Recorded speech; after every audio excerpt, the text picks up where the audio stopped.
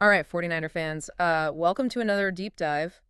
And we got a lot to unpack today after that Packers game. Yeah, a lot to unpack. Things got That was a rough one. yeah, things got pretty ugly. You could say that again. It wasn't just a loss, it was a total beatdown. The kind that makes you question, like, everything. I mean, we're talking about a 38-10 smackdown, the worst loss to the Packers in 49ers history. 74 games they played them. Against them, 74 games. Yep, since 1960.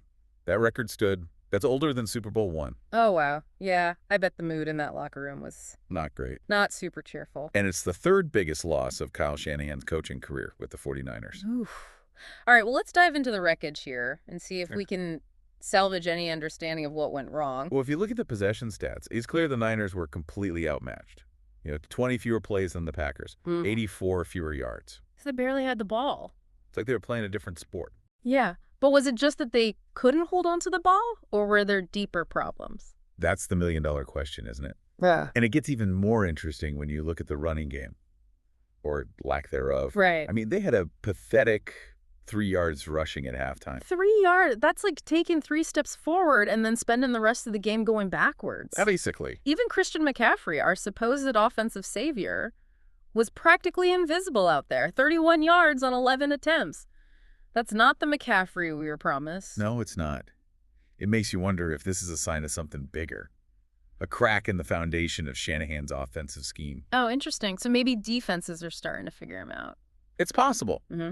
There's been some chatter among analysts that his play calling has become predictable. And if teams have cracked the code, Yeah. that's a big problem. And some of those players, they had a rough day, to put it mildly. I mean, Yeah. Deebo Samuel, usually one of the most reliable guys on the field, seemed to have left his hands at home. Yeah, 2 drop passes. One of which resulted in a pick-6 for the Packers. A 48-yard interception return by Packers defensive back Xavier McKinney. Ugh. Talk about adding insult to injury. But amidst the offensive carnage, there was one bright spot, wasn't there? Yes. George Kittle was a beast. He was the only one who seemed to have his act together, leading the Niners with 6 catches for 82 yards. So maybe there's still some life in that offense if they can just figure out how to get the ball to Kittle more consistently. It's like they forgot he was even on the team. Right. It does make you wonder if he could become an even bigger focal point in the offense going forward. Yeah. If other teams are figuring out how to shut down the run and Deebo's having an off day, maybe Kittle is the key to unlocking things. Okay, so we've dissected the offense. How about the defense? Were they any better? Unfortunately, no. And I think a lot of that can be attributed to Nick Bosa's absence. Packers running back, Josh Jacobs ran all over him, racking up 106 yards. Ouch, that's gotta sting. I guess it's true what they say, defense wins championships. Or in this case, the lack of defense loses them pretty spectacularly. Yeah, and this wasn't just about one player being missing. The Packers dominated on the ground rushing for a total of 169 yards and 3 touchdowns on 42 attempts. Yeah. Those stats are like watching a slow-motion train wreck. But here's a detail that really jumped out at me from the article. The Niners had at least 20 missed tackles, and 10 of those happened in the first quarter alone. What was going on out there? I think you're seeing a combination of factors. Without Bosa, the defense was missing their leader. Yeah. The guy who sets the tone. Right. And then as the Packers started racking up points, the demoralization factor kicked in. Yeah. Missed tackles are often a sign of a team that's lost its fight. All right. I'm bracing myself for this next part. Yeah. Let's talk about special teams. Oh, yeah. Or should we just skip it and pretend it never happened? I wish we could.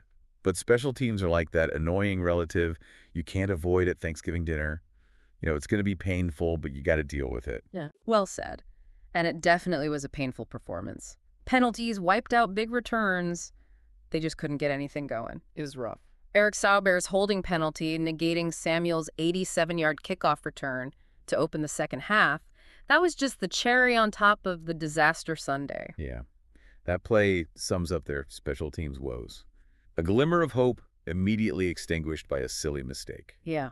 It's been a recurring nightmare all season. Ugh. And it makes you wonder if it's a coaching issue, personnel problems, or maybe a combination of both. What stands out to you? Is there something specific about their special team struggles that's particularly baffling? Well, what's fascinating to me is it's not just one area of special teams that's failing. Right. They're struggling with everything. Kickoffs, punts, field goals, you name it. Wow. That suggests a deeper problem, maybe a lack of discipline or focus. You know, it's funny because last year their special teams were actually pretty decent. Yeah. What do you think has changed so drastically? That's a great question. Maybe some of the key players from last year's unit are gone. Or maybe they've just lost that edge. Whatever it is, it's costing them dearly. In a tight game, those special teams blunders can be the difference between winning and losing. It's like they're playing with a handicap. They can't afford to make those kinds of mistakes, especially against a team like the Packers. Exactly. Good teams capitalize on those mistakes, and the Packers are definitely a good team. Speaking of good teams, let's shift our focus to the playoff picture. This loss obviously dealt a major blow to the Niners' chances, right? Oh, absolutely. Yeah. They went from having the third best odds to come out of the NFC last week to sixth this week. Wow. And to make matters worse, one of the teams that jumped ahead of them is, you guessed it, the Packers. So not only did the Packers hand them a historic loss, they also leapfrogged them in the playoff standings. Talk about a double whammy. It's a tough pill to swallow, but that's the reality of the NFL. Every game matters, especially this late in the season. And with the Niners sitting at 5-6, they're in a precarious position. Yeah, they've got a brutal schedule ahead, including a game against the 9-2 Buffalo Bills. That doesn't exactly inspire confidence. Do you think they can realistically turn this around and make a playoff run? Realistically, it's going to be an uphill battle.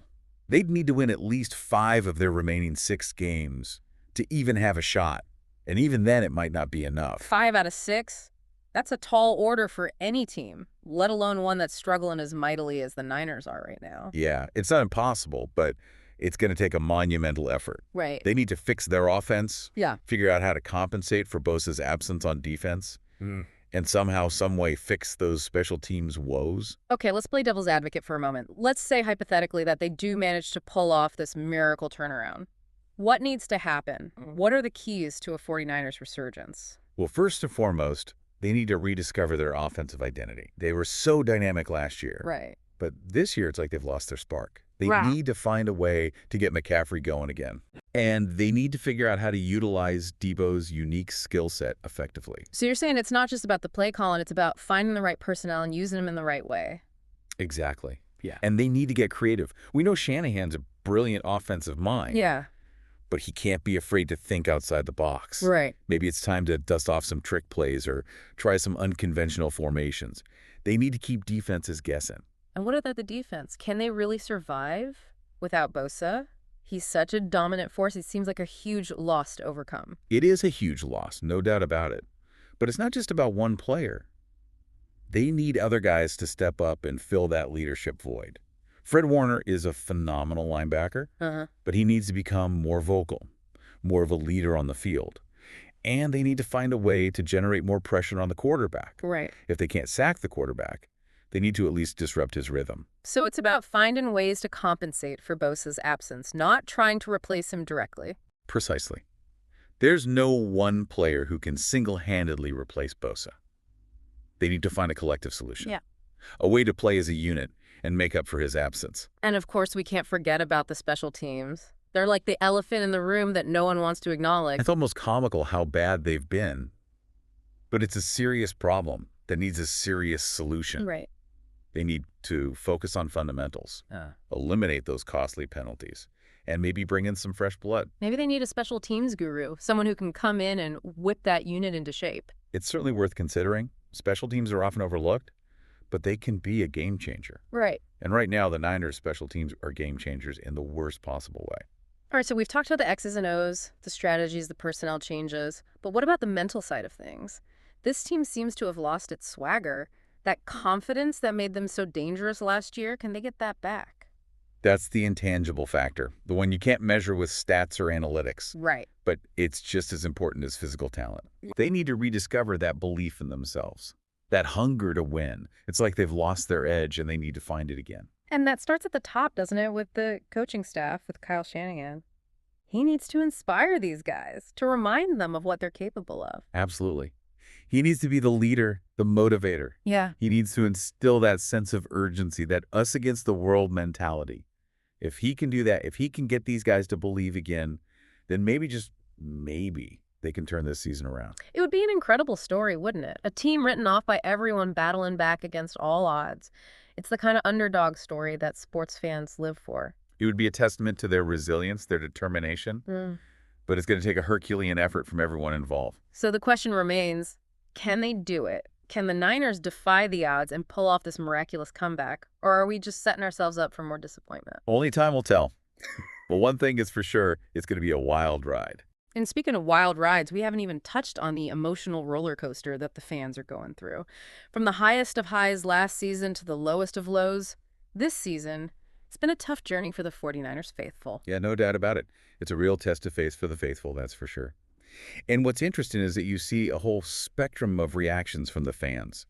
Some are understandably furious, calling for heads to roll, demanding trades, and generally venting their frustration online. I get it. I really do. When your team lays an egg like that, it's hard not to feel a little bit betrayed. But I also see a lot of fans who are trying to stay positive, clinging to the hope that things can turn around. Those are the true believers. Yeah. The ones who wear their hearts on their sleeves and bleed red and gold no matter what. They're looking for any sign of life, any reason to believe that a miracle comeback is still possible. And then you have the pragmatists, the ones who are trying to stay level-headed and analyze the situation objectively. They're not sugarcoating the challenges, but they're also not giving up hope. It's almost like a microcosm of society, isn't it? You've got your angry mob, your hopeful dreamers, and your calm analysts all reacting to the same situation in different ways. It's fascinating, and it shows how deeply sports can affect us. It's more than just entertainment. It's an emotional investment. And when your team is struggling, it's natural to feel those emotions intensely. Yeah, absolutely. And I think it's important for fans to remember that it's okay to feel those emotions, whether it's anger, sadness, or even a bit of denial. Right. But it's also important to channel those emotions in a healthy way. Right. Don't let the negativity consume you. I think that's great advice. Don't turn on each other. Don't attack the players. At the end of the day, it's just a game. Right. And win or lose, we're all part of the 49ers family. Well said. And I think it's important to remember that this season, however disappointing it might be, is just one chapter in the long and storied history of the 49ers. Exactly. They've been through ups and downs before, and they've always come out stronger on the other side. This might be a painful lesson, but it's a lesson nonetheless. And who knows, maybe this adversity will ultimately make the victories even sweeter. There's always next year, right? And as we've learned from history, sometimes the greatest comebacks are born out of the toughest challenges. That's the beauty of sports. Hmm. It's unpredictable, it's full of twists and turns, and it always keeps you guessing. So to all the 49ers fans out there, hang in there. Keep the faith. This season might be a roller coaster ride, but it's not over yet. And no matter what happens, remember that you're part of something special. A community of passionate fans who share a love for the red and gold. And remember that even in the face of adversity, there's always hope. Hope for a better tomorrow, hope for a brighter future, and hope for another Super Bowl trophy to add to the collection. Well said. Well, folks, that wraps up our deep dive into the 49ers' historic loss to the Packers and its ripple effects. We've analyzed the game, explored the playoff implications, and tapped into the emotional roller coaster that is 49ers fandom. We hope this deep dive has given you some food for thought and some new perspectives on the team we all love. As always, we encourage you to check out the show notes for links to the articles we discussed, and feel free to share your own thoughts and reactions on social media. Until next time, stay curious, stay engaged, and keep on diving deep. And go Niners. It's a real test of faith for the faithful, that's for sure. And what's interesting is that you see a whole spectrum of reactions from the fans. Some are understandably furious, calling for heads to roll, demanding trades, and generally venting their frustration online. I get it. I really do. When your team lays an egg like that, it's hard not to feel a little bit betrayed. But I also see a lot of fans who are trying to stay positive, clinging to the hope that things can turn around. Those are the true believers. The ones who wear their hearts on their sleeves and bleed red and gold no matter what. They're looking for any sign of life, any reason to believe that a miracle comeback is still possible. And then you have the pragmatists, the ones who are trying to stay level-headed and analyze the situation objectively. They're not sugarcoating the challenges, but they're also not giving up hope. It's almost like a microcosm of society, isn't it? Yeah. You've got your angry mob, your hopeful dreamers, and your calm analysts all reacting to the same situation in different ways. It's fascinating, and it shows how deeply sports can affect us. It's more than just entertainment. It's an emotional investment. And when your team is struggling, it's natural to feel those emotions intensely. Absolutely. And I think it's important for fans to remember that it's okay to feel